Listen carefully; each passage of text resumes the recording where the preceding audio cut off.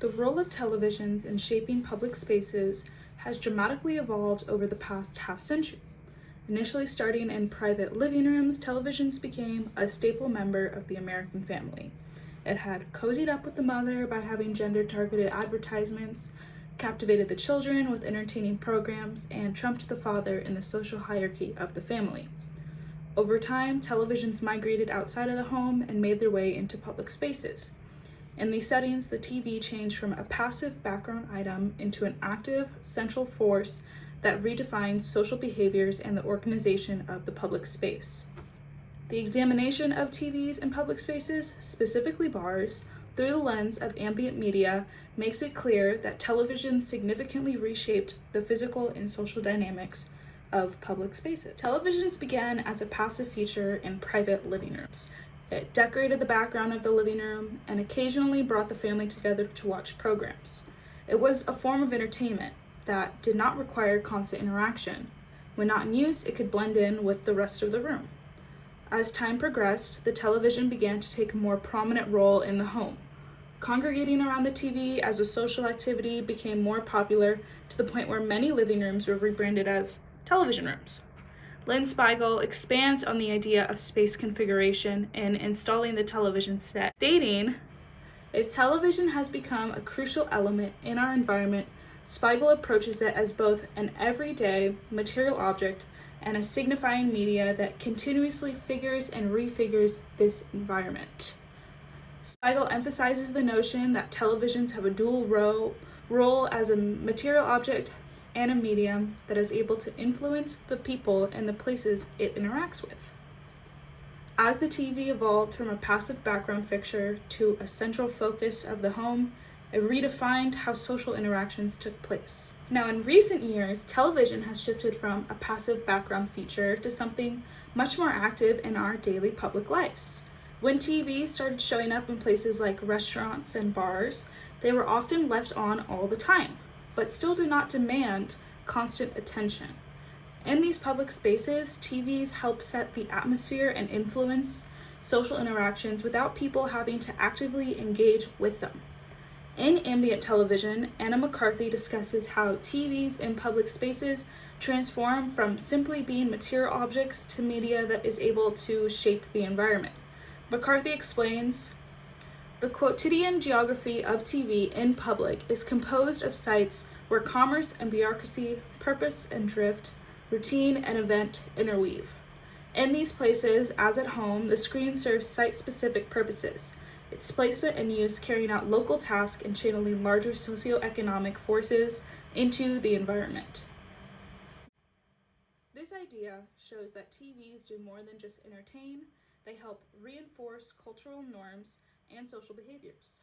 For example, in a sports bar, TVs are used to show games. However, they also do things like attract specific customers, set the mood, and bring in more business. Without the TV, the bar might not attract the same crowd, meaning it is the TV and the event that is on the TV that drive the experience, not just the bar itself. Televisions have also played a key role in reshaping the layout of public spaces. In bars, seating arrangements are often designed with the TV as the focal point, with customers facing it rather than each other. This reorganization constantly influences social behavior, as people choose seats based on proximity to the screen rather than proximity to other people. This then creates an environment that discourages group conversations unless it involves what is playing on the TV. Additionally, TVs are frequently placed above the bar and bottles, subtly encouraging consumers to focus on the screen, which could lead to increased drink orders. Anna McCarthy discusses how TV placement follows certain conventions in public spaces, such as screens being installed overhead. McCarthy notes, "The television screen in these places obey conventions in the form of installation as well. Examples would be the frequent placement of the screen overhead. We frequently find ourselves waiting, eating, or shopping in TV's presence, although in both places we may not even notice the screen as we carry out these activities." Seamless integration of the TV into the environment makes its influence on social interactions and space dynamics often go unnoticed. McCarthy further explores this camouflage nature of the TV, stating, The ability to dissolve into a place's structures to mesh the authoritarian and persuasive discourses of institutions and commercial interests with the inscrutable practices of space on the level of reception is a fact of TV technology. This suggests that the TV's placement and use are not merely about entertainment, but also about blending institutional, commercial, and social influences into the space. Its methodical placement and use is then able to influence social and physical dynamics of public spaces. In addition to McCarthy's analysis, my personal research into the role of televisions in bars further highlights their significant influence on both space and social dynamics. During observations at Kona Club, a tiki bar in Oakland, California, it became clear that the placement of TVs was intentional. In the dimly lit bar, the televisions were some of the only sources of light, which naturally drew patrons towards the bar area. The TVs displayed random shows on mute, further emphasizing that their purpose was more about the ambiance and spatial influence than the content being shown for entertainment.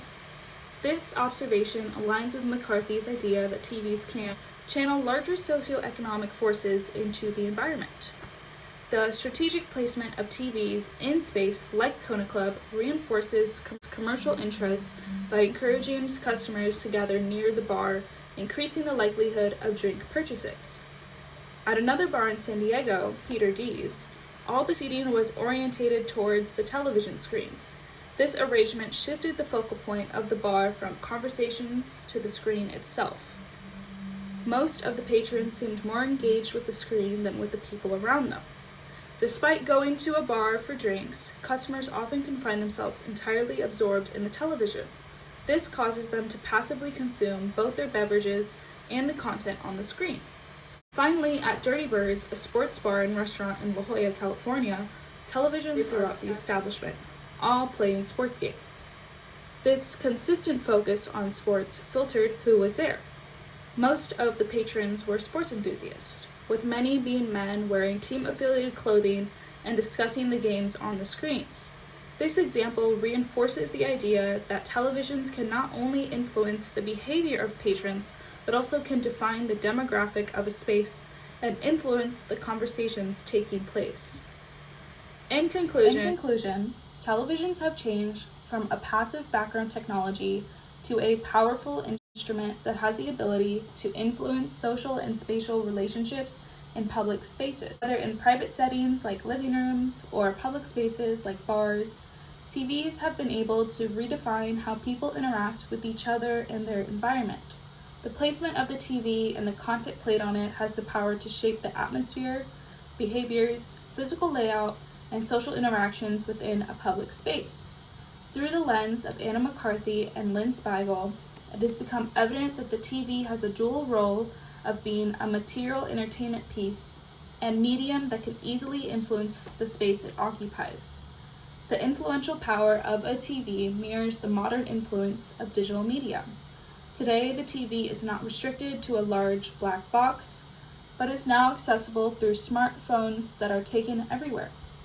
The influence of media is becoming more pervasive as technology continues to advance and be relied on in social interactions and public spaces.